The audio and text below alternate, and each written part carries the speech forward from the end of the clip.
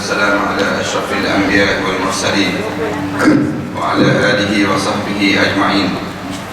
سبحانك لا علم لنا إلا ما علمتنا إنك أنت العليم الحكيم. رب اشرح لي صدري ويسر لي أمري واحلل عقدة من لساني يفقهوا قولي. يا عليم علمنا من علمك كما ترضى به عنا. يا حليم خلقنا بخلق الحلم وحققنا بحقائق العلم. اللهم علمنا ما جهلنا وذكرنا ما نسينا. اللهم يسر ولا تعسر وتمم بالخير. أما بعد. Para hadirin sekalian, alhamdulillah kita diberi lagi kesempatan oleh Allah untuk kita meneruskan pengajian kita ini dalam membicarakan tentang kelebihan orang miskin. Dalam maksudnya bukannya nak suruh kita jadi miskin, tidak, tetapi di sana adanya kemuliaan daripada kemiskinan yang terjadi dalam hidup seseorang. Islam tidak memandang hina terhadap sesiapa yang Allah jadikan dan dia usaha untuk dia menjadikan diri dia senang, tiba-tiba dia tidak senang, tapi Allah jadikan kemuliaan pada diri dia dalam keadaan kesusahan dia tersebut. Di sana apabila orang itu dalam keadaan susah, maka janganlah kita pandang hina kepada dia, jangan. Bahkan kita diajar supaya kita memuliakan dia. Memuliakan dia maksudnya jangan menghinakan pada orang yang dia sudah berusaha tapi dia tak mampu lagi untuk dapat kejayaan dalam kehidupannya. Ini yang disebut dalam hidup seseorang ini sendiri. Kita dalam hidup kita ni, apabila kita senang, tak senang-lamanya kita senang, kerana hari ini Allah akan gilirkan dalam hidup seseorang. Kita tak payah tengok jauh lah, tengok bola semalam je senang. Tengok bola semalam patutnya Kelantan menang lah, berbanding daripada tiba-tiba tak menang-menang juga. Kerana apa dia? Kerana hidup ini putaran, senang cerita. Dalam hidup ini kita benda yang bulat. Kadang-kadang kalau tengok pada kekuatan yang ada tu, Kelantan lah patutnya, tak. Tiba-tiba Allah bagi kemenangan kepada Pahang. Maknanya dua-dua kitaran hidup ni begitu. Kita tak selama-lamanya berada di atas, tapi kita akan kadang-kadang kita akan sampai masa di mana kita akan berada di bawah pula. Demikianlah perjalanan hidup insan ini. Kita ni jangan ingat kita sihat selama-lama, jangan. Tetapi ada masa kita akan jatuh sakit. Waktu mana kita sihat, jangan belagak dan jangan berjalan dalam keadaan sombong, tetapi berjalanlah dalam keadaan kita ni menjadi hauna. Hauna maksudnya dalam keadaan kita merendah diri, dalam keadaan wa ibadur rahmanul ladzina yamshuna 'alal ardi hauna. Allah ajar hamba Allah yang sifat ar-Rahman ini, kalau dia berjalan di atas muka bumi, dia berjalan dalam keadaan hauna. Hauna maksudnya dia dalam keadaan yang dia berhati-hati, dia berjaga-jaga dan dia tak menyombong diri dia. Kita sama juga dalam hidup kita. Kalau sekiranya kita diberi kelebihan oleh Allah sesuatu benda, kita kena jadi diri kita ni dalam keadaan yang kita berlapang dada. Allah bagi pada kelebihan pada diri kita, kita sebut ini semua ni adalah anugerah yang Allah kurniakan pada diri kita. Ini satu cara yang kita kena buat pada setiap jiwa-jiwa, setiap sebagai seorang Muslim dipanggil demikian. Kerana kitaran kita berlaku.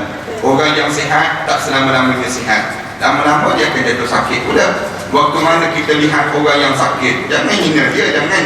Kerana apa dia? Kerana kita tak jangka yang suatu hari nanti datang penyakit yang sama juga kena pada diri kita pula. Ataupun tak kena pada diri kita, kena pada keluarga kita, maknanya orang yang dekat dalam hidup kita. Yang ini diajar dalam hidup sebagai seorang Muslim, diajar demikian. Cuma jangan kesombongan itu wujud, kerana kesombongan itulah yang menyebabkan satu kehinaan. So siapa yang dia mula memakai pakaian sombong, maknanya dia sedang memakai pakaian kehinaan pada diri dia. Jangan sombong. Kita jadi susah, jangan sombong. Kita jadi senang, jangan sombong. Itu cara demikian. Apabila kita boleh jaga diri kita, insya-Allah Allah akan selamatkan diri kita dipanggil demikian. Hari ini kita sambung lagi mengenai Zaid bin Aslam berkata, Rasulullah sallallahu alaihi wasallam bersabda, dirhamun minas sadaqah afdalu min mi'ati alf. Qila wa kaifa dzalika ya Rasulullah? قال أخرج رجل من أرض ماله 100,000 وتصدق بها وأخرج رجل درهما من درهمين لم يملك غيرهما طيبة من نفسه فصار صاحب الدرهم أفضل من صاحب 100,000. Rasulullah sallallahu alaihi wasallam sebut. Ini satu peristiwa yang berlaku di mana Rasulullah sallallahu alaihi wasallam sebut, kamu sedekah sebanyak 1 dirham ataupun 1 ringgit lebih baik daripada kamu sedekah seorang yang sedekah sebanyak 100 ringgit, mi'at alf, lebih baik daripada 1000, bukan 100,000. Seorang yang dia bersedekah 100 ringgit lebih baik daripada dia bersedekah sebanyak 1000 ringgit. Dan Rasulullah sebut demikian, 1000 ringgit, mi'at alf. Rasulullah SAW sebut 100,000. Senang cerita, 100,000 ringgit, mi'at alf. Maknanya seorang yang sedekah RM1 lebih baik daripada dia sedekah sebanyak 100,000 ringgit. Rasulullah SAW sebut demikian. Tapi jangan pula lepas pada ni pakai sedekah RM1 pula. Cuma kita je, orang tanya kenapa Rasulullah sebutkan sedekah RM1 je, dia sebut. Lalu sahabat-sahabat tanya, wa kaifa dzalika ya Rasulullah, bagaimana pula keadaan itu Rasulullah? Patutnya sedekah 100,000 itulah lebih baik daripada RM1. Rasulullah sallallahu alaihi wasallam sebut demikian. Patutnya kamu sedekah sebanyak 1000 tu lebih baik daripada 100,000.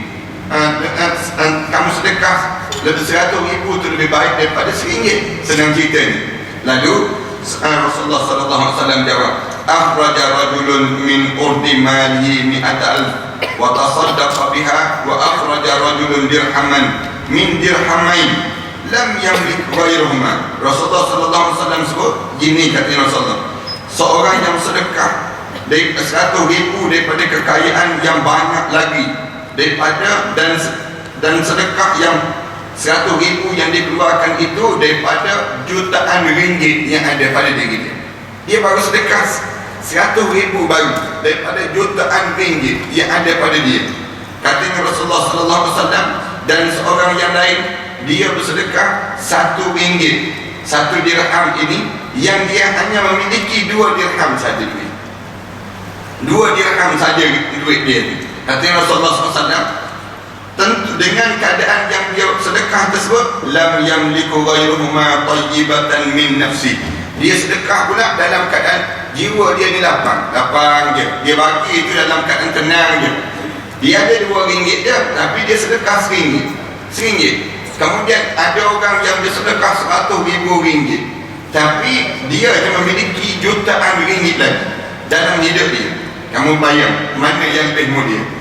Mana lebih mulia dalam hidup seseorang? Tentulah orang yang sedekah RM1 tadi berbanding dengan orang yang ada 100,000 ringgit, dia sedekah 100,000, bunyi jumlah yang besar, tapi pada masa yang sama duit dia di jutaan lagi yang ada pada diri dia. Rasulullah sebut, orang yang bagi RM1 itu dia bagi penuh dengan tayyibatan min nafsi.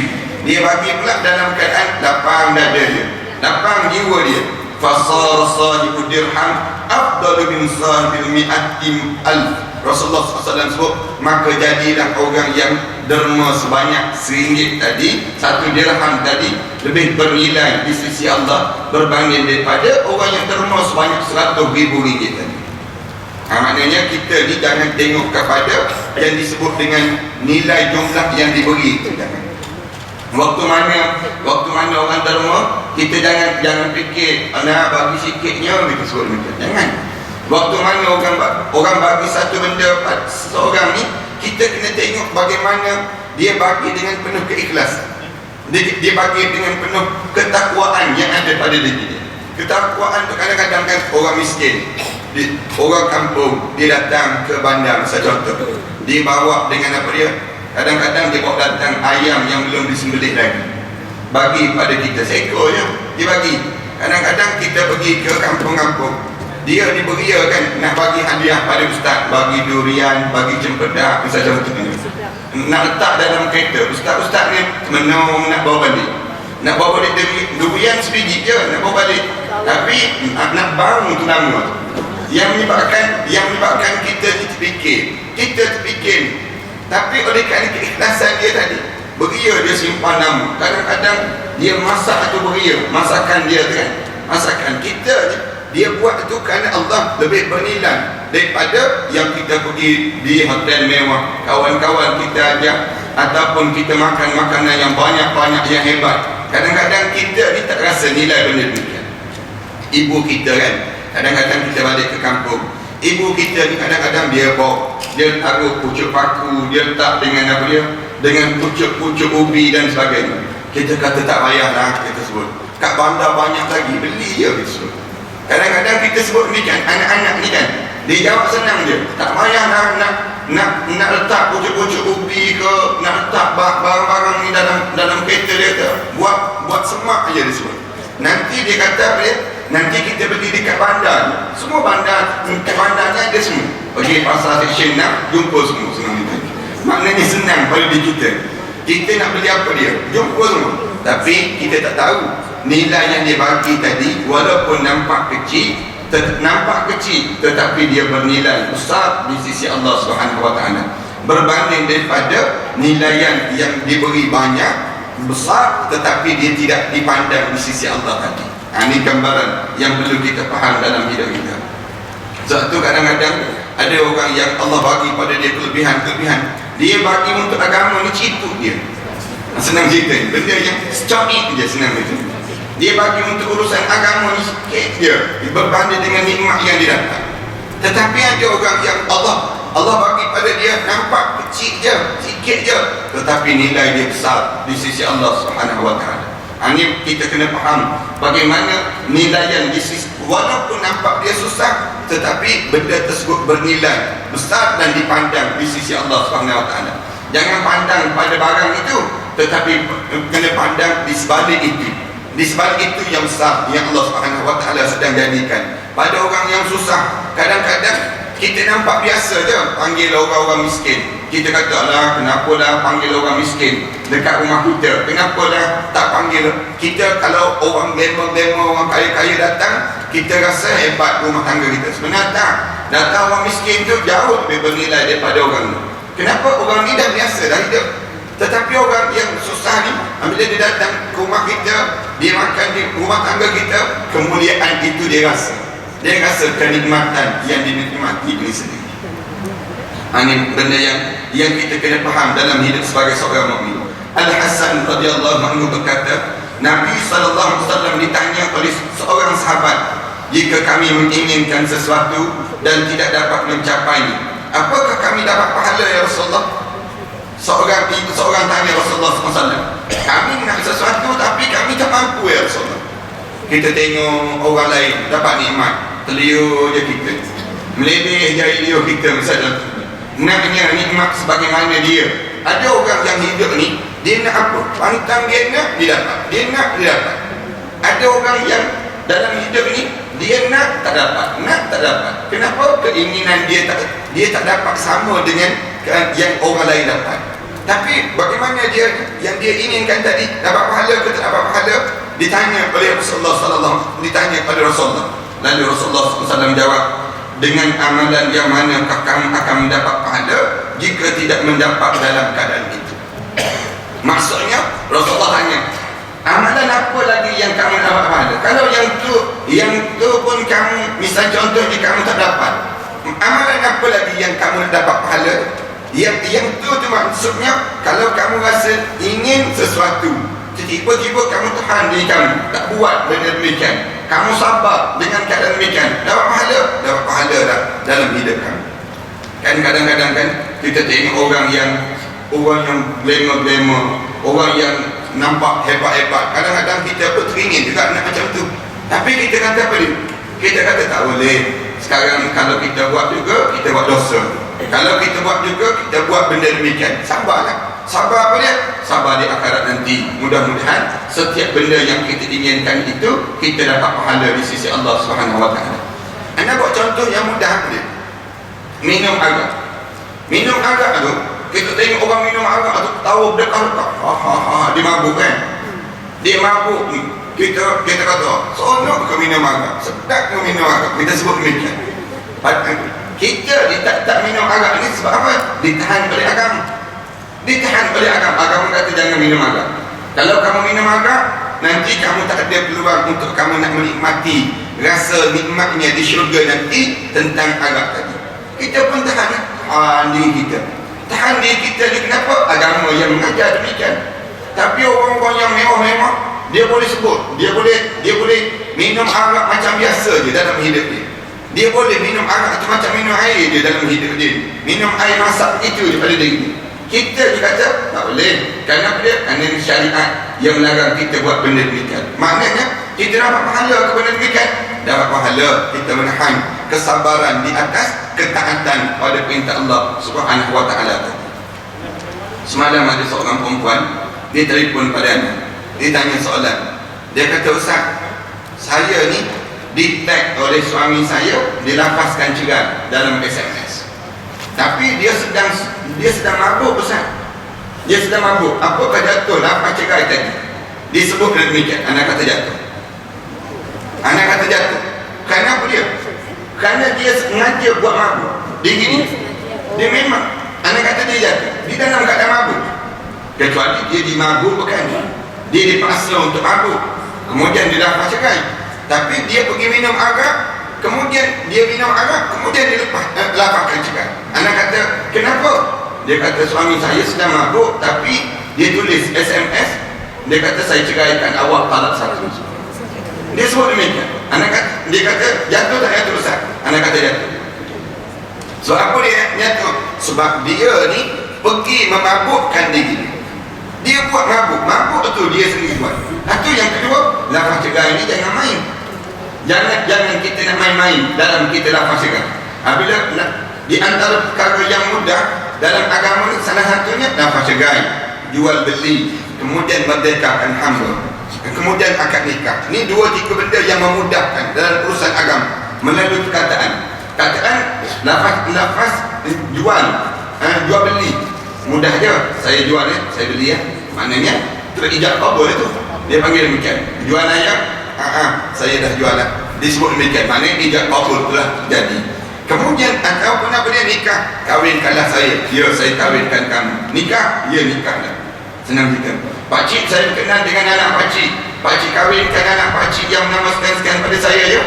Lepas pada itu pakcik itu jawab, ya, saya kawinkan engkau dengan anak saya tersebut. Kawin itu mudah je dalam urusan agama. Saksi itu kemudian nombor 2, nombor 3 lah. Betul dan kawan tu pula bawa 2 orang saksi dan itu. Maknanya nikah tersebut mudah. Maknanya dalam agama ni kita je yang buat payah pergi letak pula atas tilam yang lembut tu kan. Lepas pada tu letak pula kerih kiri kanan belakang depan ni, yang menyebabkan sukar orang. Kemudian kena pegang tangan pula, goncang pula. Misalnya contoh yang nikah ni benda yang mudah. Satu lagi cerai dia main je. Dia main je, tak ada kerja. Dia sebut pada isteri dia, kita cerai lah, tak ada satu. Misalnya contoh dia tak ada kerja, dia sebut jatuh. Sama juga yang ni. Kemudian anda tanya pula pada yang telefon, kenapa yang dia pergi minum arak, dia pergi ke pub ke? Anda tanya. Dia pergi kat malam. Dia minum dekat rumah saya sendiri, Ustaz. Dia kata rumah saya ni biasa je, Ustaz, beli arak. Dia sebut rumah saya ni biasa je, suami saya ni minum arak, beli arak ni biasa. Ada orang demikian. Ini nak sebut ni gambaran apa ni? Gambaran dalam hidup kita. Walaupun kita kata arak itu haram, arak itu dilarang oleh orang Islam, masih lagi ramai yang minum arak. Yang bernilai meko, yang berjudi, berapa ramai yang hidup dengan keadaan ketagihan, benda-benda yang sedemikian rupa. Orang Islam diajar supaya tahan diri, jangan buat benda demikian. Kenapa tahan? Tahan itu dapat pahala untuk kita minum balik air arak ini dalam syurga Allah SWT. Tengok orang isap rokok kan, isap rokok penuh gaya dan keunggulan, kata mereka. Gaya dan keunggulan. Maksudnya isap rokok tu, sabarlah sikit, sabar, jangan isap lagi. Nak isap semua rokok, tunggu dalam syurga nanti. Sekarang kalau dah isap rokok sekarang, tak isaplah rokok di akhirat nanti. Senang kita. Ini siapa yang nak isap rokok dalam syurga nanti, isaplah, nak banyak-banyak pun nak isap.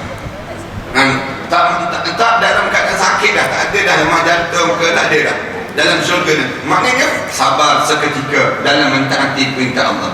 Sabar dalam taat pada perintah Allah ni mendatangkan pahala bagi orang yang dinamakan dengan orang yang taat pada perintah Allah Subhanahu Wa Taala. Anda tengok sekarang ni orang perempuan perempuan bertudung lah tu, dah tutup aurat ni, hidup dah tutup aurat, yang tu dah ada, tapi serokok selamba je dekat Starbucks konon-kononnya. Ni kenapa ni? Kerana nak suruh hidup dalam keadaan yang bagi mereka ni di antara tanda-tanda bagi mereka berada dalam puncak kenikmatan, konon-kononnya demikian. Al-Dhahak berkata, siapa yang masuk pasar lalu melihat sesuatu yang diinginkannya, dia masuk kedai tengok sesuatu yang diinginkannya, kemudian lalu dia sabar dan mengharapkan pahala daripada Allah. Tengok beg LV misalnya contoh, tengok sabarlah, nak beli mahal lagi, tunggu dalam syurga nanti dah senang kita. Tengok jalan sikit lagi Prada pula misalnya contoh, sabar je dah, tahan je pada diri kita. Nak beli tak boleh, kita beli plastik biasa sudah nak. Maknanya sabar, tak mampu nak beli. Nak tengok jenama apa dia? Jenama hebat ni, sabar je lah. Kita nak buat macam mana? Duit tak ada. Duit tak, kita sabar, dapat pahala. Dapat pahala. Ni contoh-contoh yang mudah lah. Kita dapat pahala daripada perkara demikian. Maka yang demikian itu lebih baik baginya daripada sedekah 100,000 dinar fi sabilillah. Dia sabar dalam keadaan yang dia nak taat perintah Allah itu lebih baik daripada 100,000 dinar yang dia bersedekah di jalan Allah SWT. Kata-katanya Allah yang sebut demikian. Maknanya kalau kita masuk dalam pasar, nak pada barang tu, dia dah orang yang meniaga, dia dah meniaga je. Yang dia tahu dia meniaga, nak suruh orang beli barang dia meniaga tersebut. Tapi kita ni tak ada kemampuan. Tapi ada orang kita ni, dia istilah orang Melayu kita ni apa dia? Biar apa sabdanya. Ni istilah orang Melayu kita ni, apa tak apa, bergaya tak penting. Ni sampai peringkat dia tak ada masalah, hutang kat kredit banyak mana, muflis hidup, kerana hidup dalam hutang. Dalam keadaan dia nak minjam, nak kepada memenuhi nafsu syahwat dia, nak segala benda yang orang dapat, dia mesti dapat juga. Segala benda, tak. Orang mukmin tak demikian. Orang mukmin ada saat di mana kita bertahan, di saat mana kita tak mampu. Ini benda yang ada juga ni. Kita patutnya kita dapat, tapi kita tak buat, maka kita dapat pahala. Kadang-kadang anak-anak kita yang di universiti, yang baik-baik, yang solehan sikit, dia kata, Ustaz, cemburu juga. Dia sebut cemburu juga tengok kawan-kawan couple datang dalam hati dia ni, dia tak boleh nak couple. Kenapa dia tak boleh nak couple? Kerana dia ni ditahan oleh agama. Agama kata jangan couple, jangan. Kamu nak berkouple, lepas kahwin. Kamu nak berkouple, nanti lepas mana kahwin, kamu couple lah sebanyak mana pun kamu nak couple. Agama mengajar ini. Tapi dia pun tahan. Anak-anak kita yang belajar mesti kan, tahan, sabar je dia. Diri dia ni menahan. Waktu mana orang masuk, orang nak kita tegur dia, dia jawab, kalau nak betul, begitu nak. Nak dia dapat pahala, begitu nak.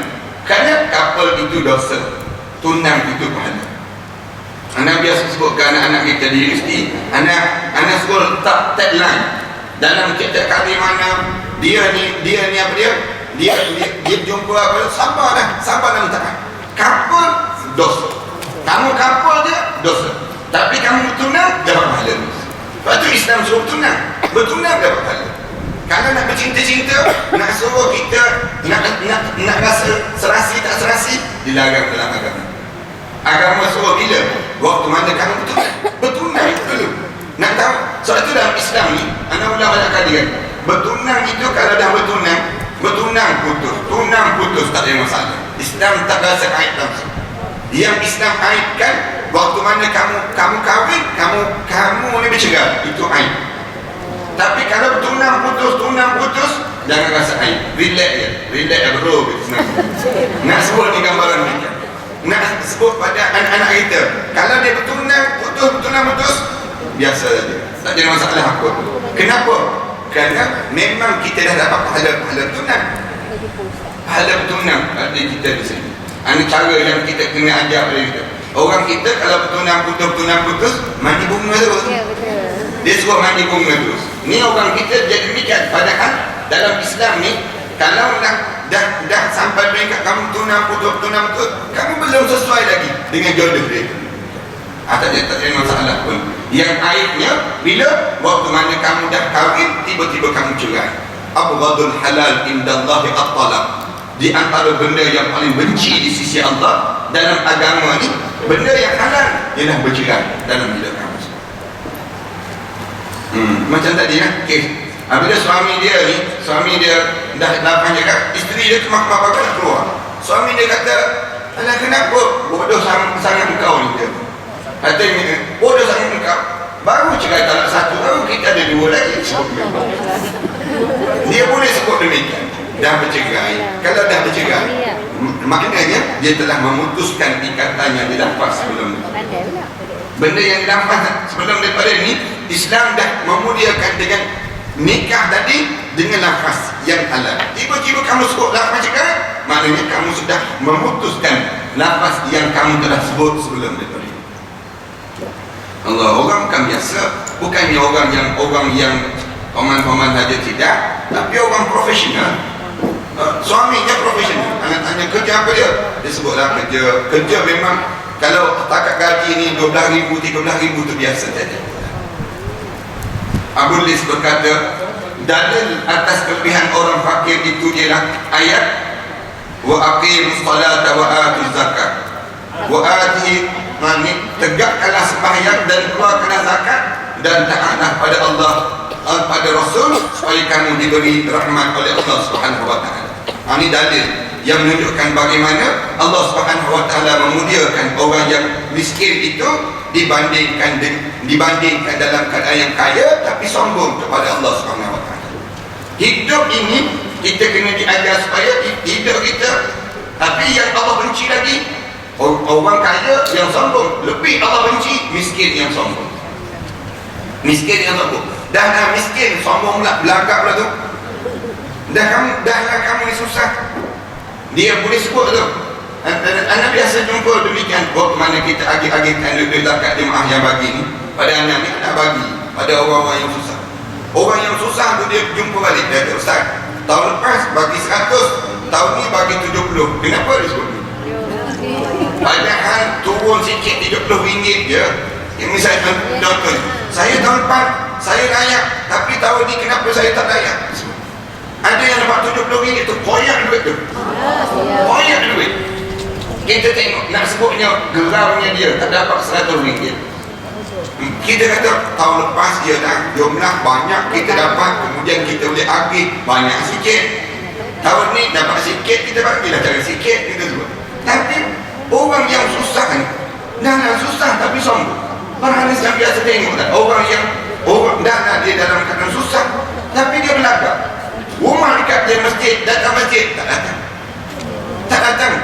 Stadium tu 400 kilo daripada rumah boleh datang. Boleh datang kan masuk. Beria dia, tengok bola sebiji dia masuk ni. Kalau masuk 60 biji tahan juga. Kalau kita baik tengok berita je kan masuk banyak kali. Tengok berita bola masuk terus. Tak lama sangat. Ni beria 90 minit. Kita menunggu tengok sebiji dia. Anak sebutnya beria, bawa dengan anak-anak kecil tu. Bawa dengan anak kecil, muka ni tampak lagi ni. Muka tampak lagi dengan pantan lagi macam tu. Kemudian dia muka diconteng dengan paham-paham. Beria je yang datang. Tapi masjid tak datang. Mati bawa ke masjid pula. Mati waktu mana mati? Bawa mayat ke masjid. Kenapa? Nak suruh semayang. Bawa ke stadium je dah terang. Mati bawa ke stadium. Nak gambarkan bagaimana berianya kita. Bawa dengan anak kecil, pensan. Semua pensan. Nak tengok bola tu, pensan. Sebutnya berianya manusia. Tapi alhamdulillah lah, yang solat tu, solat. Maghrib anak tengok solat. Anak pun pergi juga. Berianya tengok. Nak sebutnya tengok tu, beria tu, kita nak tengok gelagak manusia. Keadaan manusia bagaimana. Tapi dalam masa yang sama tu ada juga yang tengok Ustaz manusia mereka mahu kena sebut walaupun sekalipun nak sebut gambaran bagaimana manusia ni dalam keadaan yang sedemikian rupa. Tapi kita kena belajar lah, banyak benda yang ada manfaat dan ada benda yang mudarat, ada benda yang mudarat dan manfaat tersebut. Tetapi hidupan dalam masyarakat ini kita kena faham apa nilai yang perlu kita lakukan. Di dalam ayat ini Allah letakkan hak orang fakir langsung sesudah hak Allah, sesudah hak Allah, dan juga orang fakir sebagai doktornya orang kaya. Maknanya nak gambarkan pada kita orang miskin ni orang yang dia membantu kepada orang kaya. Peluang dipanggil demikian. Maknanya dalam hidup kita kalau kerana ada orang miskin lah yang menyebabkan untungnya orang kaya. Nampaknya masuk syurga ni kerana apa dia? Kerana ada orang miskin kan. Orang kaya yang peluang masuk syurga melalui orang miskin. Dia boleh derma, dia boleh infak, dia boleh bantu. Pahala dia datang dari situ lah. Kamu dah dapat dah nikmat. Nikmat yang Allah bagi, nikmat rezeki, harta benda yang banyak.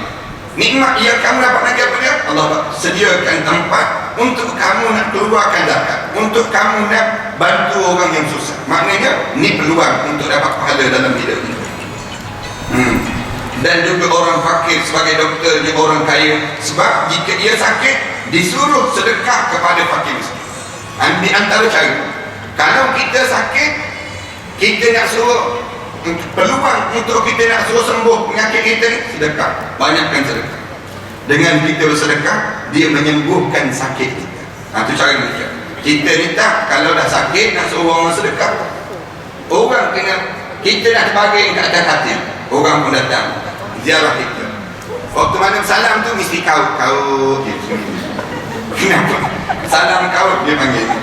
Maknanya mana nak tahu dia nak bagi sikit-sikit ke biar lekat sikit. Patutnya yang sakit ni dah derma pada orang, bagi pada orang yang sihat, bagi pada orang yang susah. Kenapa? Kerana salah satu cara untuk nak menyembuhkan penyakit ialah bersedekah. Bersedekah menyembuhkan penyakit dalam hidup seseorang. Di antara cara demikian juga. Maknanya kalau katalah saya sakit, boleh tak datang jumpa saya sedekah Ustaz? Itu lebih baik. Tambah daripada Ustaz. Lebih baik sekali. Maknanya dia jadi ubat dalam hidup seorang. Dia bukan untuk anak dia. Nak sebut dia gambaran, kalau kita sakit kita ni, penyakit kita ni tu kronik misalnya contohnya, kita buat jamuan, panggil orang-orang, kemudian bagi makan pada orang ramai. Bila kita bagi makan pada orang ramai, orang tu doa, ya Allah sembuhkanlah penyakit dia ya Allah. Kalau dah mati, orang yang dah mati, dia nak buat jamuan lagi? Tak ada dah. Jadi waktu dengan dalam Islam ajar, kalau kita susah, kita memerlukan pertolongan dan Allah turunkan rahmat untuk diri kita, nak suruh tarik perhatian Allah pada kita, macam mana kita nak suruh selesaikan masalah kita? Dengan cara kita bersedekah. Sedekah dia menjadi satu ubat yang paling mujarab dalam hidup seseorang. Barang sedang berhadapan dengan masalah, sedekah merungkai masalah.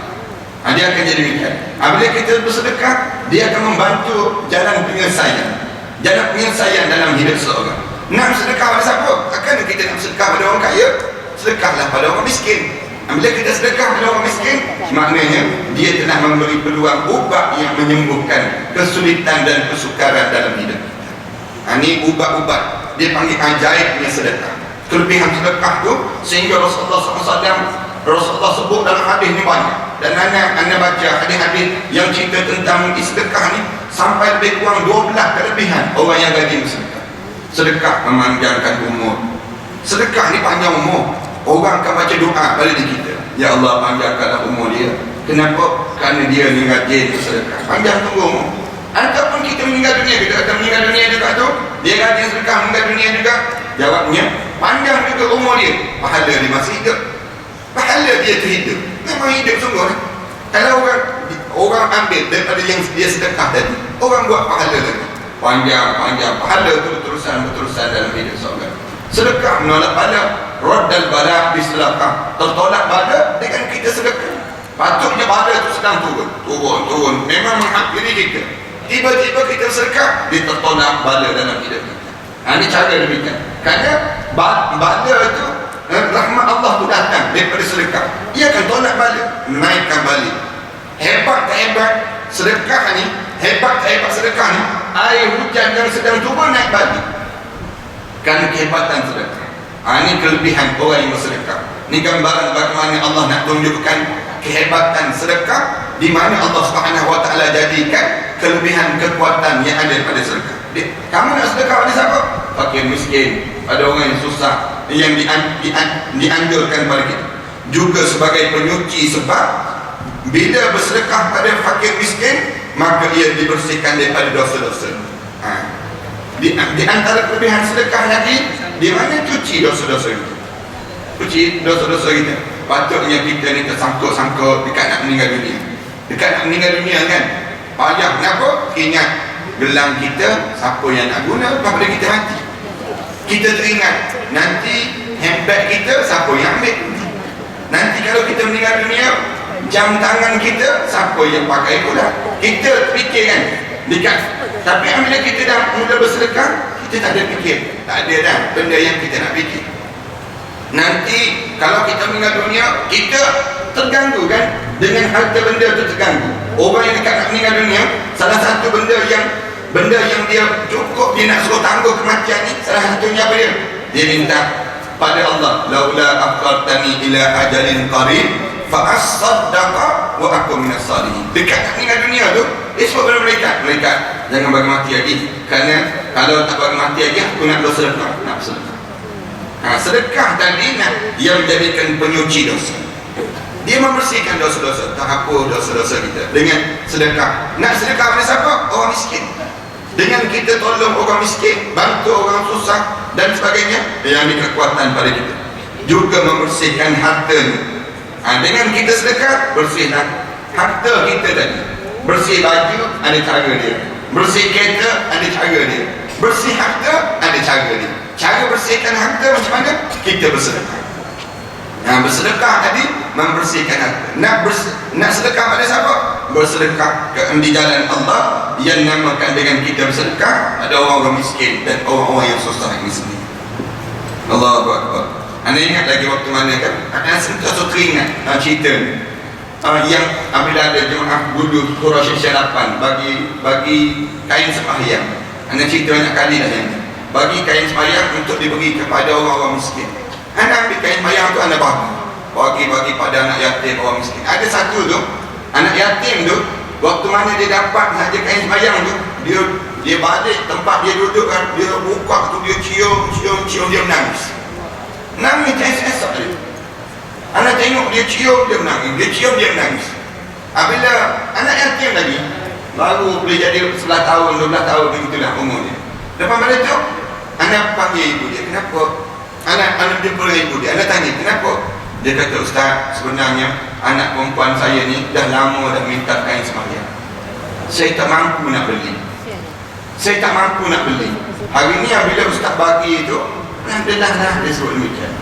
Kita ni terkesan tengok betapa bernilainya dia.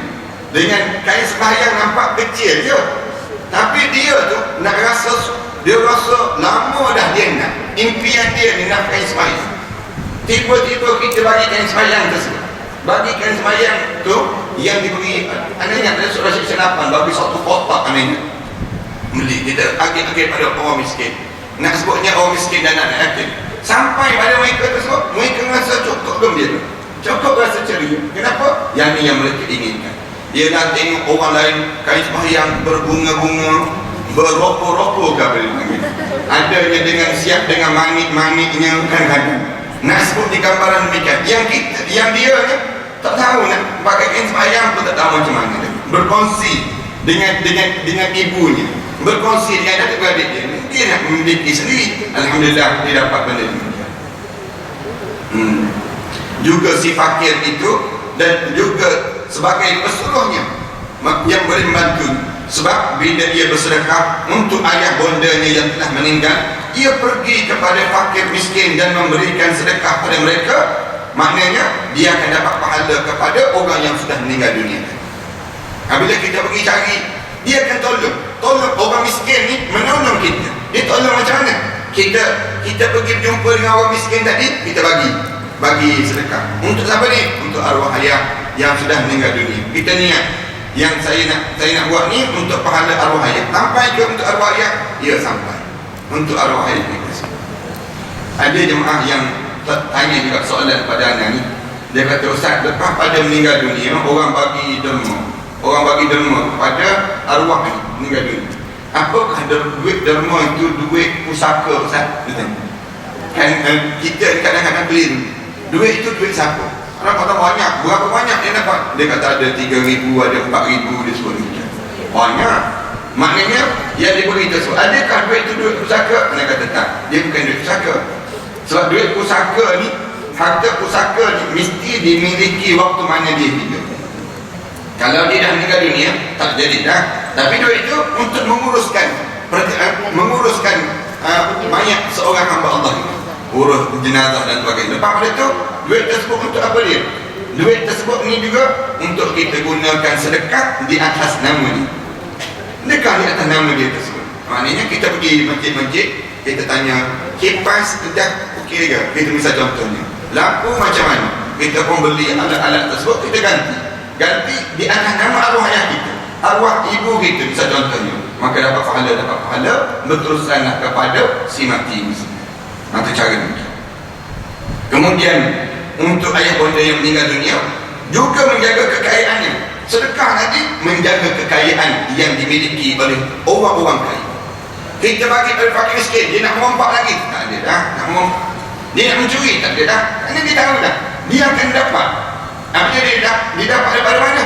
Daripada yang namakan dengan sumber orang kaya. Sebab tu kita belajar kan, hari kami baru ni kita belajar, zakat jangan keluar pada orang yang jauh, jangan. Keluar orang yang dekat dahulu dengan kawasan kita, yang duduk kawasan kita, yang bersekitar dengan kita. Kalau kita dah keluar tempat kita ni selesai, dia akan menyelesaikan permasalahan sosial masyarakat ini semua. Tapi kalau kita pergi keluar, nak bantu ke mana ni? Kita nak bantu pada orang di Rohingya, misal contoh ni, bagus. Tapi dia boleh selesai masalah dia, tapi masalah kita tak selesai juga. Jadi zakat ini dia kena keluar di kawasan sekitar ni. Kawasan sekitar ni, orang yang patut layak terima, orang yang susah-susah di sekitar kita, asnaf lapan di sekitar kita, yang ni dahulu. Kenapa? Dia telah menjaga harta kekayaan kita dengan cara demikian. Sebab harta yang dikeluarkan zakat dan sedekahnya terpelihara daripada musibah yang terkena diri sendiri. Nabi SAW bersabda, ala ukhbirukum an mulukil jannah. Nak tak aku cerita pada kamu siapa dia orang yang menjadi raja-raja dalam syurga nanti?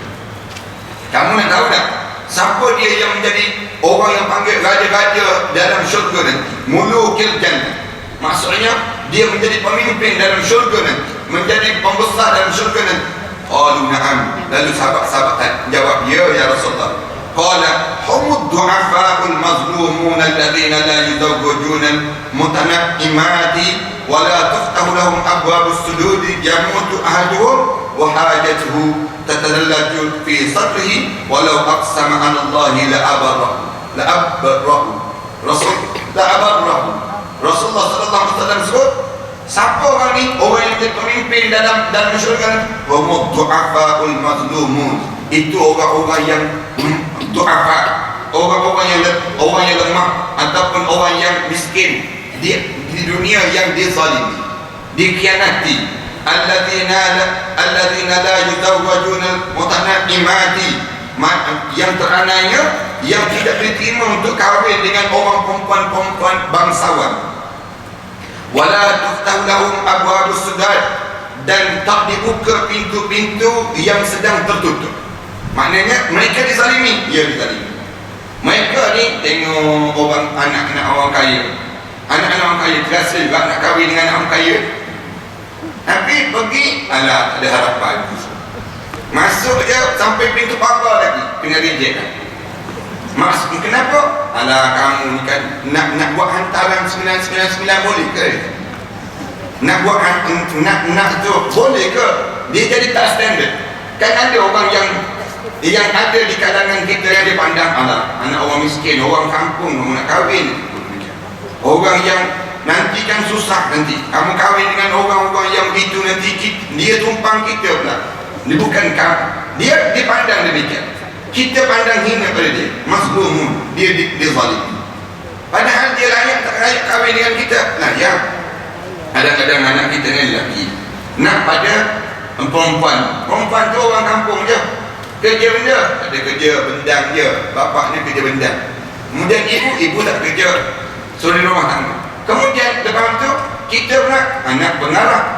Kita pula pengarah. Kita pula pembesar, orang besar. Nak kahwin dengan mereka tak standard dah. Nanti kalau kita buat majlis kenduri kahwin nanti, dia nak buat kenduri kahwin kat mana? Kita dekat hotel-hotel. Dia nak buat hotel tak boleh. Jadi yang menyebabkan mula tak ada, dia panggil tak ada hebat ni. Dia rasa demikian. Padahal orang ni layak kahwin dengan kita, layak. Tapi kita pandang hina. Satu, yang kedua Rasulullah SAW sebut wala tuftahu lahum abwabus sujud. Yang menyebabkan kalau orang-orang miskin tu nak datang jumpa dengan kamu tutup pintu-pintu. Tutup pintu. Maknanya kamu ni orang miskin nak datang. Kadang-kadang dia telefon, "Pakcik, saya nak datang sama pakcik." Bila? Minggu depan. Anak saudara kita je. Minggu depan pakcik pergi overseas. Mulalah kita je. Lepas tu bila boleh pergi rumah pakcik? Nanti dia sebut. Nanti kamu, nanti pakcik senang, nanti pakcik bagi tahu. Padahal tak nak bagi tahu. Ni anak saudara je nak datang tu. Bukannya orang lain pun. Kadang-kadang orang yang dekat dengan diri dia je yang nak datang jumpa dengan dia. Tak boleh. Tak standard. Kenapa? Nak layan dia. Cuba tuanku telefon dia. Minggu depan better nak datang ke mahkamah. Ini saya contoh. Better datang. Belum minggu depan. Dia kata besok terus boleh datang. Ini kenapa? Kerana orang yang ada jawatan, orang yang kenamaan. Tapi kalau orang yang tak ada kenamaan, anda kita nak layan? Tak ada. Kita tak layan ini. Yamut ahaduhum wa hajatuhu tatalaju fi sadri. Seorang yang miskin, susahnya dia ni mati dalam keadaan hajat dia belum tersumbat dalam dada ni. Tatalaj maknanya tersekat dalam dada. Orang Melayu kita panggil mati tak tertutup mata. Kan mati tak tertunai hajat. Ada benda dia meninggal dunia tapi hajat yang tak tercapai. Meninggal dunia. Kenapa orang susah? Apabila dia susah, dia nak yang ni. Nak minta bantuan dengan kita tapi tersumbat dalam dada dia. Tersekat dalam dada dia. Orang ni dah orang yang memiliki syurga Allah. Orang ni dah orang yang jauh lebih dipandang mulia di sisi Allah. Maknanya Allah muliakan dia. Kenapa Allah muliakan dia? Dia mati dalam keadaan dada dia ni penuh dengan hajat-hajat untuk minta bantuan dengan kita. Tiba-tiba kita tidak membantu. Allahu Akbar. Ramaikan orang. Sebab tu kita cukup takut benda-benda demikian. Anak kadang-kadang waktu mana jemaah-jemaah yang telefon, "Ustaz boleh tak datang ke rumah? Ustaz boleh tak datang bantu yang ni dan sebagainya." Kadang-kadang memang ajak kita nak tolong, nak bantu dan sebagainya. Tapi kesempatan kita itu terbatas. Kadang-kadang lepas tu jemaah telefon, "Ustaz dah meninggal dunia dah awak tu, Ustaz. Dah meninggal dunia dah, dia nak menunggu Ustaz datang." Anak tu dia seorang-seorang. Kadang-kadang nak mengalir mata. Dia nak kita tak sempat. Padahal hajat dia tu. Ada seorang di Kelantan. Kemarin dulu anak pergi sempat anak pergi ziarah. Dia meninggal dunia. Katanya anak dia sebut pada anak dia kata, "Ustaz, arwah ayah ni nama Ustaz tu sentiasa dia sebut. Nak jumpanya dengan Ustaz. Nak jumpanya dengan Ustaz." Anak kata, "Ya Allah, Kelantan nak pergi dah lah jauh 8 jam. Nak kena tinggal kuliah dan sebagainya." Dia kata naknya jumpa dengan Ustaz. Bukan tak jumpa dah belum ni. Hajat dia. Dia meninggal dunia dalam hajat. Anda kata tak apa, anda pergi ke kubur lah. Anda baca doa di kubur dan sebagainya. Maknanya sampai tahap demikian. Dalam dada dia tu penuh dengan hajat. Nak jumpa, nak kebanyakan. Satu lagi PA-nya orang ni, dia nak jumpa dengan kita. Kalau pergi ke kompleks Tipu Nabawi tu misal contoh. Nak jumpa dengan Ustaz Ahmad Suki boleh? Ustaz Ahmad Suki je. Nak sebutnya semua ni. Kita pula ada seorang. Kalau kita ni ada banyak, tak apa. Kita ni ada satu je. nak penuhkan anak semua Allah memang tak terpenuh, tapi dia meninggal dunia dalam keadaan yang dia penuh hajat-hajatnya. Mudah-mudahan Allah rahmatilah dalam hidup. Walau aqsama 'ala Allah la ba'arrahu, kalaulah dia bersumpah di atas nama Allah, nescaya Allah akan tunaikan hajat. Maksudnya apa dia? Inilah orang-orang yang umur du'afaul mazlumun, orang-orang yang lemah. Kalau dia sebut Allah, bantulah saya ya Allah, nescaya Allah akan terima permintaan dia tersebut. Tapi oleh kerana dia tak sebut, tak terkata pada bibir, tak tersebut pada ucapannya, maka dalam keadaan demikian yang menyebabkan akhirnya dia pendam saja dalam tubuh. Ibu kan ajak dia nak jumpa dengan anak-anak tak jumpa, tunggu anak-anak. Anak ibu ni bila lah anak aku nak balik, bila lah kita pun dia buat tak peduli je, banyak kerja lah, banyak benda lah, banyak benda yang kita buat demikian. Dia meninggal dunia dalam keadaan kita tak tunaikan hajat dia. Ni bimbang-bimbang kita tak boleh nak jawab di hadapan Allah. Kita berhenti setakat ini, insyaAllah kita sambung pada akan datang nanti dalam cerita tentang kelebihan orang miskin ini. Sallallahu alaihi Muhammad wa ala alihi wa sahbihi wasallam. Alhamdulillahirabbil alamin. Ana bekerja nak ke airport pula. Nak ke Sarawak pula. Besok tak ada kelas saya. Besok tak ada. Besok surau section 2 tak ada. Hari Rabu ada. Besok baliklah 9.45 pagi. Baik, insyaAllah. Malam esok anak di Temelung. Dah ada dah, insyaAllah. Hari Rabu macam biasa lah. Kita macam biasa. Dah sekat je. Jemaah sekalian, ada beberapa kita doa lah anak-anak yang menghadapi peperiksaan SPM bermula daripada 6 hari bulan, insyaAllah untuk anak-anak kita ni. Kemudian CD kuliah tu ada kat luar sana. Bismillahirrahmanirrahim. Alhamdulillahirabbil alamin. Wassalamu ala rasulillah wa ala alihi wa sahbihi ajma'in. Allahumma nawwir quluba auladana fi imtihanihim, khususan ila Farisah binti Yunus wa khususan ila Nurfatin Diana binti Muhammazin. Allahumma yassir lahuma, Allahumma yassir auladana fi imtihanihim, Allahumma yassir lana umurana. Rabbana alayka tawakkalna wa ilayka anabna wa ilaykal masir. Rabbana ij'alna muqimas salat wa min zurriyyatina rabbana wa taqabbal du'a. Rabbana atina fid dunya hasanah wa fil akhirati hasanah wa qina adzabannar. Sallallahu alaihi wasallam Muhammad wa ala alihi wa sahbihi wasallam. Alhamdulillah.